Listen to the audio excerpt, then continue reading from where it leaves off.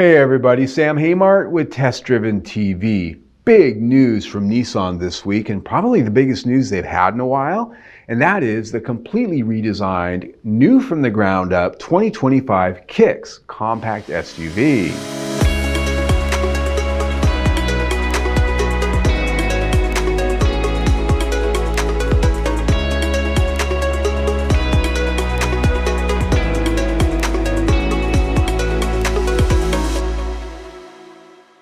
Making its first public showing at the New York Auto Show, the all-new 2025 Nissan Kicks seeks to change the game in the compact SUV segment with an expressive new styling language for the brand, a feature-forward interior, more power, and more convenience technologies to boot. Since the Rogue Sport was discontinued, the compact entry-level 2025 Nissan Kicks rises to the occasion to fill its shoes. In so doing, it gets all new styling with a decidedly more premium look and feel to go along with a slight bump in size to get it almost where the old Rogue Sport used to be in terms of footprint. To me, the most compelling thing is the crisp new styling language from Nissan that sets aside the venerable V-Motion grille and creates a more avant-garde theme.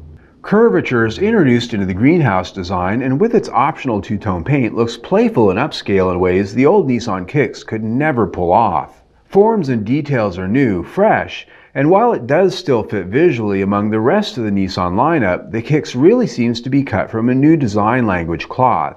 The cabin raises the bar even more with a new set of design standards well above what's expected in this class. A dual-screen curved cockpit dash design offers dual 12.3-inch screens for both the instrument cluster and the top-end infotainment system. There's a flat-bottom steering wheel and the design sense introduced throughout in the finishes and forms that feels well above its price. Add in a good dose of versatility with larger cup holders and bottle holders in the doors, and there's even more to appreciate living with it every day. Cargo space grows along with passenger room courtesy of some 2 inches in extra wheelbase in length. The rear cargo hold features a near-flat load floor with rear seats folded and a taller, wider opening for the rear hatch. Nissan says that the switchgear throughout is of a higher tactile quality, and there's an available panoramic sunroof with opening front section. Now, obviously, we're looking at a fully loaded SR trim grade here, and the entry-level grades always do look a little bit different, but time will tell. Powering the Kicks is a larger and more powerful 2-liter 4-cylinder engine and continuously variable transmission. Nissan calls it X-Tronic. It has 141 horsepower and 140 pound-feet of torque. The big news, though, is that Kicks will now be available with all-wheel drive as an option, and that's across the board on all trim grades, even the base model. To make that all worthwhile, the Kicks also boasts the best ground clearance among its competitors with 8.4 inches, so it might be an attractive and affordable option for those of you in snow states where that really matters. Trim grades will include the familiar collection of S, SV, and SR. 2 different premium packages will be available to amp up the luxury and style like you see here. Pricing and final specifications will be along closer to the on-sale date of the 2025 Nissan Kicks, and that's later this year.